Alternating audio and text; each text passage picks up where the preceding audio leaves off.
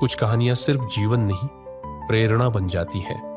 ये कहानी है एक पिता शेर बहादुर सिंह और उनके ही आदर्शों से ऊंची उड़ान भरने वाले उनके पुत्र विनय प्रताप सिंह की।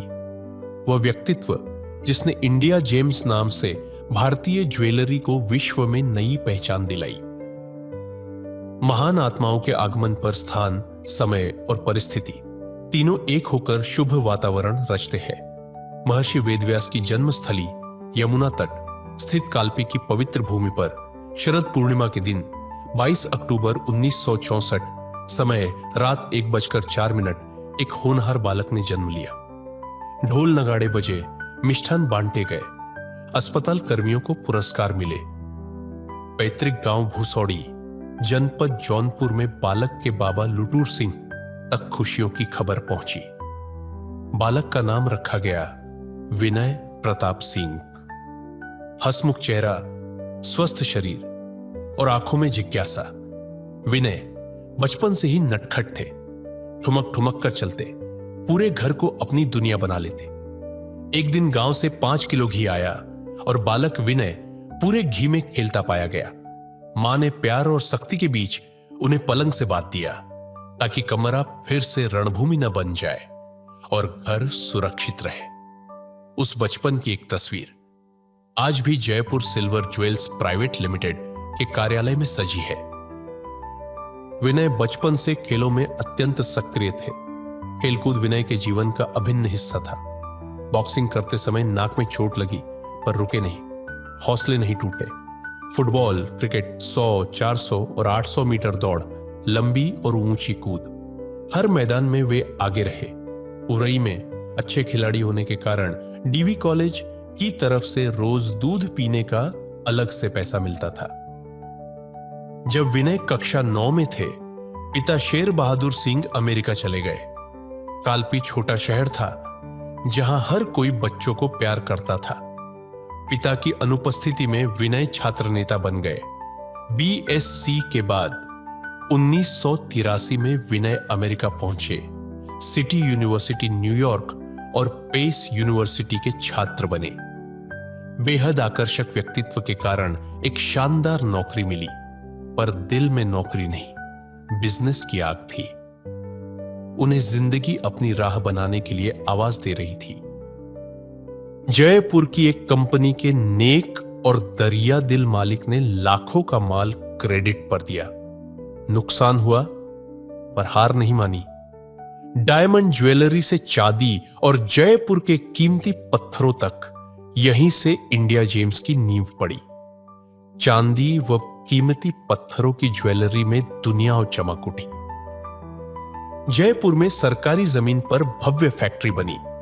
300 से अधिक कर्मचारी, 1 लाख वेतन वाले मैनेजर रखे। चीन से मंगाई मशीनें, व्यापार ने रफ्तार पकड़ी। अमेरिका, यूरोप, बैंकॉक, हर जगह इंडिया जेम्स की पहचान बनी। अरिजोना की क्वार्ट्ज साइट और तुशान नगर की जेम्स प्रदर्शनी में हिस्सा लेना शुरू कर दिया। अमेरिका, यूरोप, कनाडा, हर जगह इंडिया जेम्स की धूम। बैंकॉक में ऑफिस खोला। तुशान नगर और क्वार्ट्ज साइट, दुनिया की सबसे बड़ी जेम्स प्रदर्शनी में विनय का बूथ सर्वश्रेष्ठ चुना गया। हजारों बूथों में इंडिया जेम्स की अलग पहचान थी। अमेरिका का एक बड़ा ज्वेलरी चैनल प्रतिवर्ष लाखों का माल खरीदता था, पर कुछ मैनेजर जिन्हें उन्होंने सफलता दिलाई, सहायता की, वे डिजाइन चोरी कर अलग व्यापार करने लगे। करोड़ों का नुकसान हुआ, फिर भी विनय ने कभी दूसरों की मदद करना नहीं छोड़ा। मेरे पिता मेरे भगवान हैं, ये शब्द है शेर बहादुर सिंह के यशस्वी पुत्र विनय प्रताप सिंह के, जिन्होंने अपने पिता पर प्रकाशित पुस्तक शेर बहादुर सिंह अमृत महोत्सव अभिनंदन ग्रंथ पर पेज नंबर 78 एवं पेज नंबर 210 में अपने लेख में लिखा, ईश्वर एक एहसास है क्योंकि मैंने उसे कभी देखा नहीं। किसी भी रूप में वह हमारा सहारा बनता है। जब भी मैं उसे यानी ईश्वर को अपनी आंखें बंद करके याद करता हूं तो मेरे बाबूजी यानी मेरे पिता का चेहरा मुझे दिखाई देता है और मैं उन्हें प्रणाम कर लेता हूं। हां, मेरे पिता मेरे भगवान हैं, मेरे प्रेरणा स्रोत है और व्यक्तित्व के निर्माता है। मैंने जीवन में जो भी पाया है, सीखा है और यहां तक पहुंचा हूं, उसका आधार मेरे बाबूजी है। जयपुर में हवेली, जहां इतिहास सांस लेता है, जहां द्वार पर लिखा है हवेली शेर सिंह, अंदर पिता का भव्य तैलचित्र, राष्ट्रीय पक्षी मयूर की लाखों की पेंटिंग। जयपुर में कई फॉर्म खोले, अभी भी 3 फॉर्म है। फार्म में गिर गाय और घोड़े का फॉर्म अच्छा बना है। वहां रहने के लिए कर्मचारियों के लिए कमरे बने हैं। आज के दिन भी 25 अच्छी नस्ल के घोड़े वहां हैं। डलस में सुंदर निवास, 2 शॉपिंग मॉल, विशाल रैंच, गायें, जानवर, घोड़े, रोल्स रॉयस और दुर्लभ मोटरसाइकिलें, पर दिल हमेशा विनम्र, उदार और दयालु। फार्म हाउस, जानवर, गाय, घोड़े सब प्रकृति के प्रति उनके प्रेम के प्रतीक थे। विनय प्रताप सिंह एक उदार मानव थे। दर्जनों लोगों को व्यापार में लाए, कई ने विश्वास तोड़ा, करोड़ों का नुकसान हुआ, फिर भी मदद का हाथ कभी पीछे नहीं हटा। विनय बेटी की शादी के बाद अमेरिका से जयपुर आए, घोड़ों से मिलने। घोड़ों के नाम लेकर बुलाते थे। घोड़े पर सवारी का शौक था। वे बीमार थे, किंतु कभी चेक नहीं कराया। बहुत स्वस्थ थे, बीमारी को नजरअंदाज किया। कहते थे, हमारे मां बाप 92 वर्ष से ऊपर है, हमें उनसे भी आगे जाना है। अचानक पेट में दर्द उठा। डॉक्टर ने कहा, लीवर की बीमारी है, अब समय सीमित है। अमेरिका लौटे ह्यूस्टन के बड़े विशेषज्ञ ने बताया, बीमारी कई महीनों पुरानी है, सिर्फ 3 या 4 महीने बचे हैं। डलस के बड़े अस्पताल में भरसक प्रयास हुए। विनय की बहन विद्या सिंह और उनके पति डॉक्टर देवव्रत, हृदय रोग विशेषज्ञ, डॉक्टर संजीव, डॉक्टर राजीव अपने सारे काम बंद कर अस्पताल में दिन रात विनय के साथ बने रहे। विनय की पत्नी सीमा, विनय के भाई धर्मपाल और राघवेंद्र ने अस्पताल में विनय का साथ एक पल के लिए भी नहीं छोड़ा। पर 26 फरवरी 2024 सुबह 9:48 पर विनय प्रताप सिंह इस दुनिया को अलविदा कह गए। समय चक्र थम गया, पूरा परिवार दुख में डूब गया। मां बाप, भाई बहन, पत्नी, बच्चे, रिश्तेदारों, दोस्तों को इस सच को मानने, इस अप्रत्याशित दुख और सदमे से बाहर निकलने में समय लगेगा।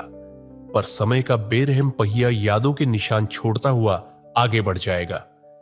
निश्चित ही इस मुश्किल घड़ी से सीमा से अपने को निकालते हुए मजबूती के साथ इंडिया जेम्स के सफर को वहां से आगे ले जाना है, जहां तक विनय सिंह पहुंचा कर गए।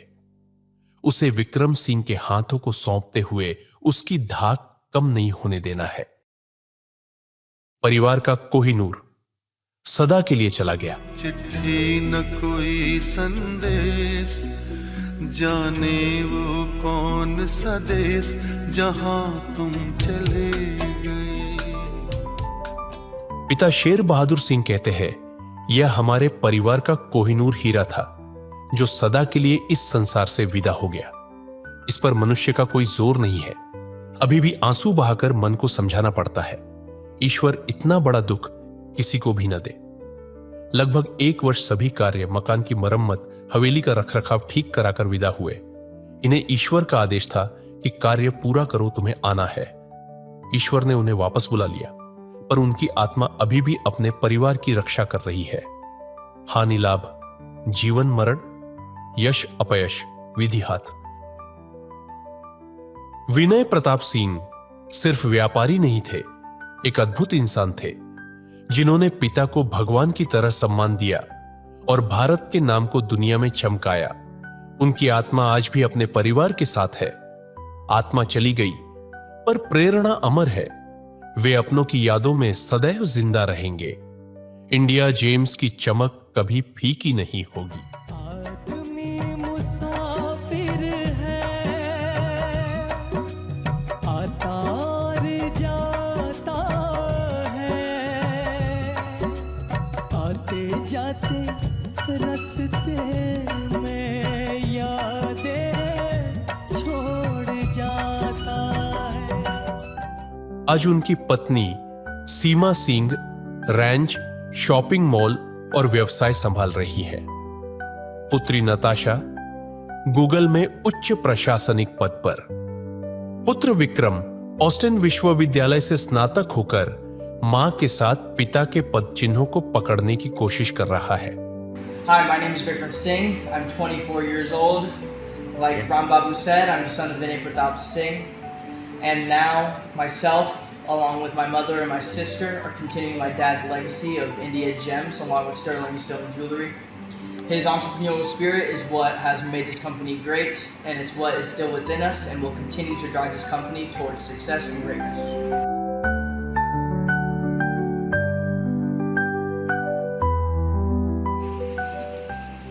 उस सारी चीज़ों को जो उनका सपना था वो सारी चीज़ें पूरी कोशिश है कि उसी तरह अच्छी तरह चलती रहें। सारी चीज़ें संभाल रहे हैं, उन्होंने पूरा सिखाया है मुझे। सारी चीज़ें उनकी पूरी फैक्ट्री, फार्म, जितनी चीज़ें हैं सब जैसे हैं वैसे चलती रहें। उनका जो सपना था वो पूरा करें हम अच्छी तरह, यही मेरी कोशिश रहती है हमेशा। उसी चीज़ को पूरा करें और उनके न रहने में जिम्मेदारी और बढ़ गई है। घर के रहते हुए भी और एक एम्प्लॉय के उससे भी देखते हैं तो जिम्मेदारी ज़्यादा है। सारी चीज़ें संभाल रहे हैं, जो उनके सपने थे वो सपना पूरा कर रहे हैं। फार्म हाउस, फैक्ट्री जो भी है सब पूरी मेहनत से काम कर रहे हैं, पूरा देख रहे हैं। अरे हम लोग तो उस जब विनय जी वो हुए हैं उसके 6 महीने पहले हम लोग जयपुर में 2-3 दिन साथ में रहे। बहुत उनके साथ बहुत टाइम स्पेंड किया और हम हर साल जयपुर जाते थे। वगैरह वो अमेरिका से आता पहले ही फ़ोन कर देता था कि ये पहुंच रहे हैं, तो ज़रूर हम लोग जाके 2-3 दिन वहाँ साथ रहते थे।